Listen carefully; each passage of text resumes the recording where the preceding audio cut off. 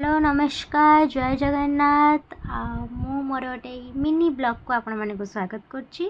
एथर आपण माने देखिबा पाइबे मु आफ्टर जिम मु कौन कौन करे। तो मु एबे आसिक जूस दुकान में पहुँच सारी बादाम जूस गोटे ऑर्डर कर सारी। तो एबे मोर जूस फटाक किना पळे आसला आ मु फटाक किना गाड़ी धरी कि घर पैंका बाहरली।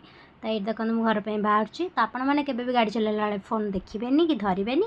तो ये टी आम रक्सर देह भल नाला तो मुझे रक्स की गेल टे करदे टे निज टे देखदेली। ये आसिक सक्स मोर काटिदेली। ये मम्मी टे हाई करदे श्री ये बस चाउमिन सहित तार निज भिडियो एंजॉय करपर मु मोर आसली गोटे नड़िया तेल लगे निज स्काल्प को भल भाव मसाज करदे को।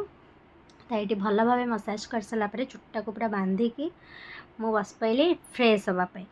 तो मुझे ड्रेस चेंज करके वाइप्स खंडे धरी मुँहटा को पूरा क्लीन भल भाव कर सारी।